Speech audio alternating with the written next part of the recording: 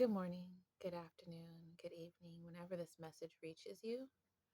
This is Lovely YG, your friendly tarot reader, here to read for you. So, my other phone died in the middle of me doing a reading, and this one is going to be apparently acting choppy because, well, messages are coming out and people are not happy about that. I don't know why, because they've all been really good today, but I think someone is scared their skin about to be exposed. So I think we about to see who's about to get exposed. Okay. Um. Yeah. Let's see. All right. So someone's on some kill or be killed. What's that about? It's not my business. But that energy is going to get them in trouble. That energy is going to get them caught up. And the reason why they're on this energy is because of you. They care about you so much. They like you so much that they're willing to do some drastic things to get to you. And that's not always a good thing. And you're wondering, are you an Anakin or a Luke? Like, are you going to lose your temper so bad that you decide to go to the dark side? And then lose your temper so bad that Lord Vader chops you up into little fucking pieces? I mean, not Late Vader, but Palpatine chops you up into pieces and then puts you in a robot suit. So you're in agony for the next 70 odd years, 60, 50, however long it was before Anakin, you know? And the thing is, you shouldn't even have to try to figure that out. The person should just be coming to you as a real individual, but they are so used to playing games that that's what they're doing with you still. Like, they don't know how to stop. They say they want to show you how much they love you. They say they want to be your groupie. But unfortunately, relationships like this are not always meant to be. They're meant to be lessons mostly. They're rarely blessings. Even if there's blissful moments, the overall energy is a waste of my time. And you don't want that. And low key, your person doesn't want that either because they see you as a child of God and they see you acting like it. You're not just saying, oh, this is who I am and this is why I do what I do. No, you're doing it. You're not explaining. You're not excusing it or trying to prove yourself to no one. You're just doing it. And this person's like, yes, that's what I need in my life. I need a real one. I'm here for the real one. But they won't talk to you about confirmation. This person's hiding from you. And it's because they're still caught up in their own mess and they don't know how to communicate otherwise. Like, they just don't.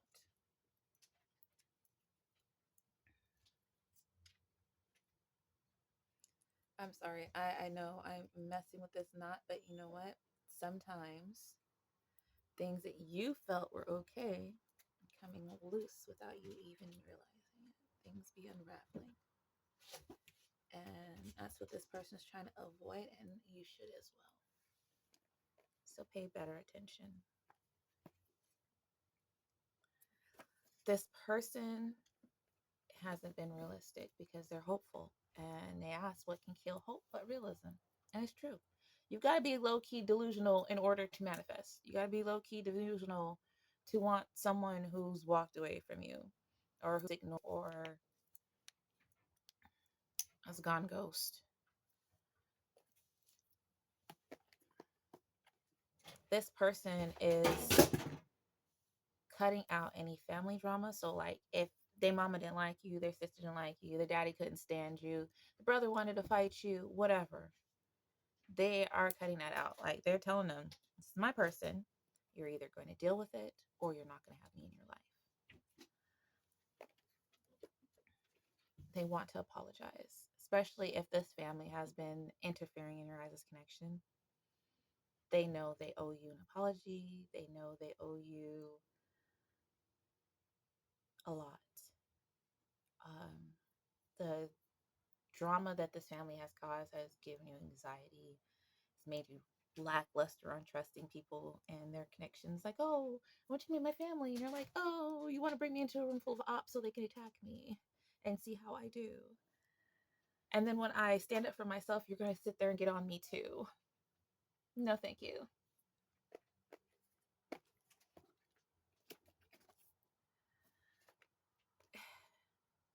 This person doesn't want you moving on. They do not want you finding a new emotional address to live at. They've got ulterior motives. Okay, one, they don't want no one else touching you, sleeping with you, whatever. But two, you are their clout or their connection to clout. You are their key to rooms that they can't get in on their own. Confirmation burp. You are the person that makes them seem civil to the world. So, like, if they're a monster, but people see you with them, then people are going to assume that they can't all be that bad. There's got to be something good about them. When really, you're sitting there like, oh my God, someone save me. This person's nuts. I don't know how to get away from this connection. Every time I try to run, they keep coming back. And they'll break my door if I don't let them in. So I let them in because I don't know what else to do. Help. And I'm laughing and smiling, but really, that's abuse because they're not giving you an out. If you fear you're going to get beat up for telling this person no, or you're going to get stalked and harassed, or they're going to harass your new person because you told them no, that's an abusive individual. That's a crash out. And you know what happens with crash outs? Okay. So this person might be using music to manifest you, or just when they hear music, they think of you and they're feeling sad and depressed and, or handling themselves, whatever the music is causing them to have more emotions, good or bad. Um,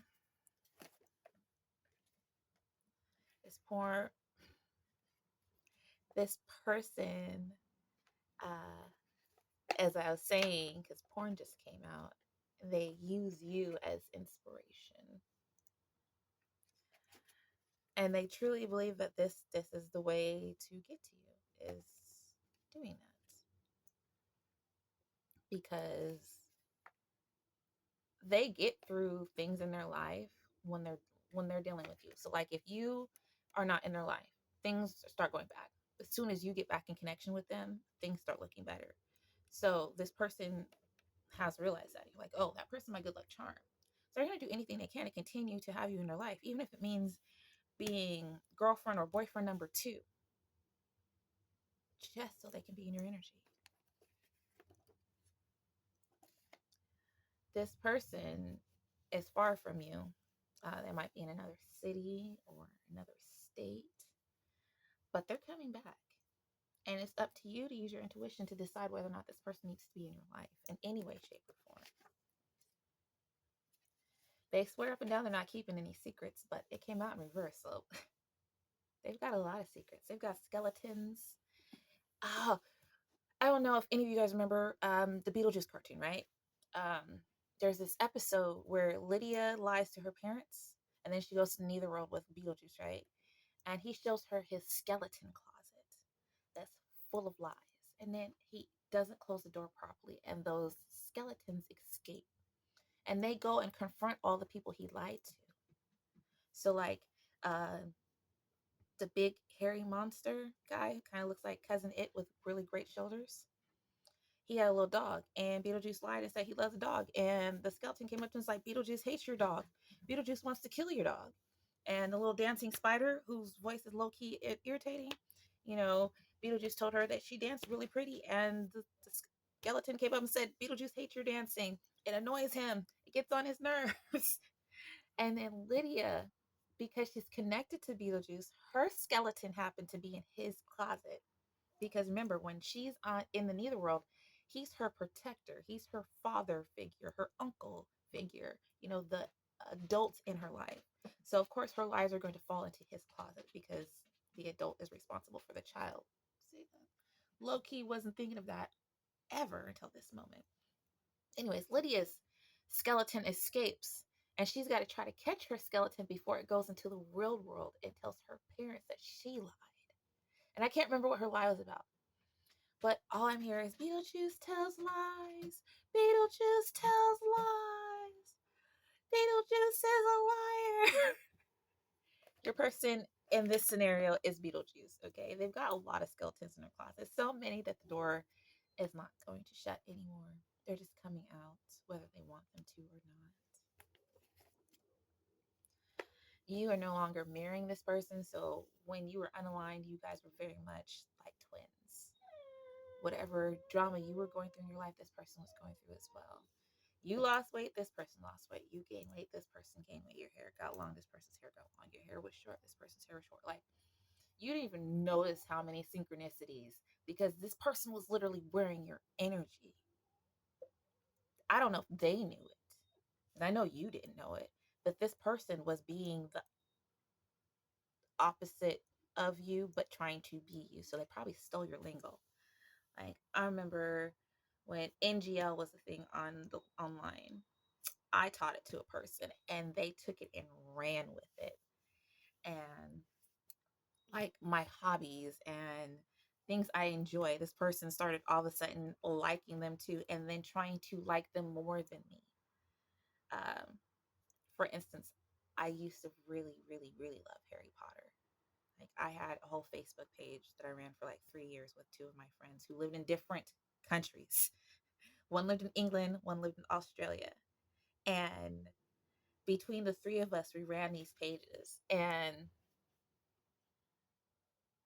when I told this person about it, they laughed at me and made fun of me.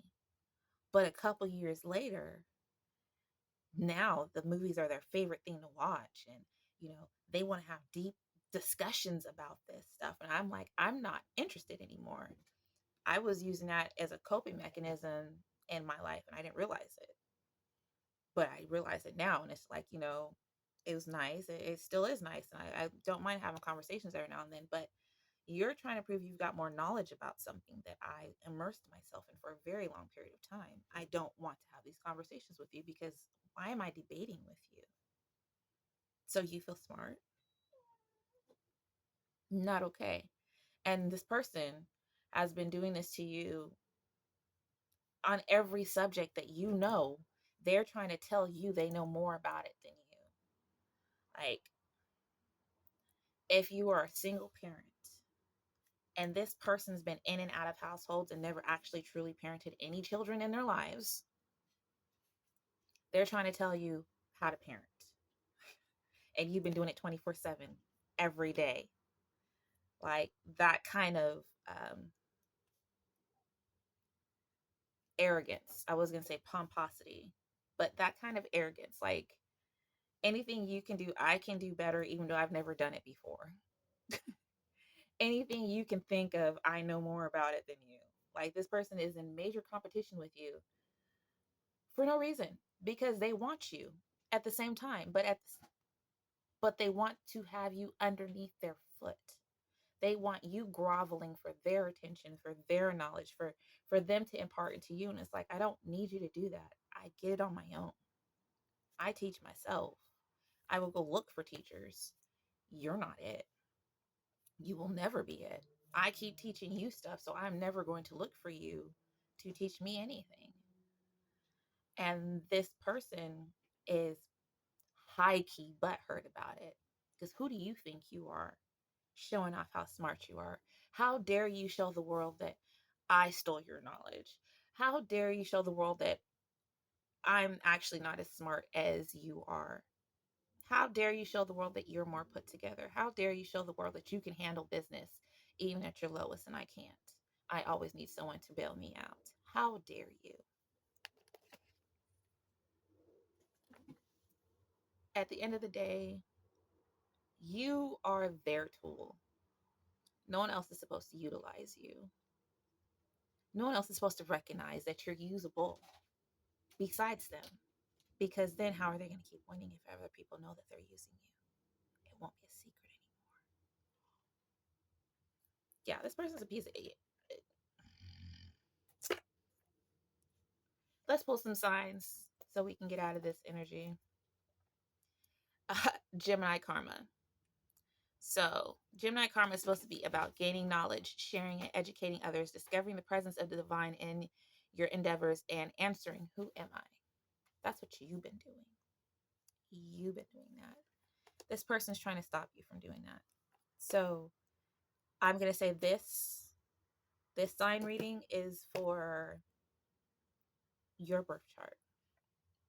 Okay? So, if you have these signs in your birth chart, you are the one dealing with this kind of drama. Tefnut Gemini. Gemini's coming out again. So when I hear Gemini, I want to think aligned and being working with yourself, but I always get two-faced and secretive, like someone who's always got secrets. Like it's never what you see is what you get. It's all what you see is not entirely what you're gonna get. Is you're about to get this other side of me, and you're not gonna like it, but I don't care. I'm gonna show it to you when you're comfortable with me. Tefnut Gemini is sorrow that changes into revenge. So this person is going to get so mad that they attack you. Year of the Dog, 1958, 1970, 1982, 1994, 2006, and 2018. I'm not getting that your person or you were born in these years. What I'm getting is that in one of these years, 2018 and 2006 are really standing out to me. In those years, something went down big, like a big betrayal, walking away, the ending of your guys' connections before you guys rekindled it again. And I don't know why you rekindled it with someone who obviously is your hater. Not my business. So, your lucky numbers could be 3, 4, and 9. Lucky colors: red, green, or purple. One last card. Earth signs: Taurus, Virgo, or Capricorn.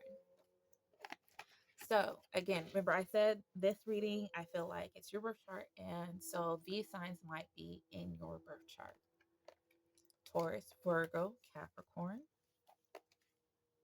You might have something important that has happened in one of these years: 1958, 1970, 1982, 1994, 2006, or 2018 as the year of the dog.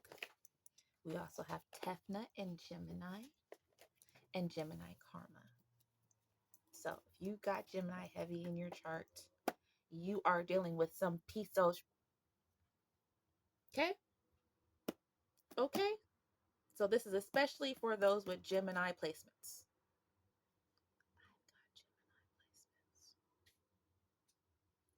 And you know, they say if you're doing a reading, some of it's supposed to resonate with you too. And if it doesn't, you're not as tapped in as you claim you are. That's what I hear. So yeah. Remember, you're blessed. You're highly favored. You're more than a conqueror. I'm so glad that you chose to come to my page and listen to me. Lovely YG. Bye.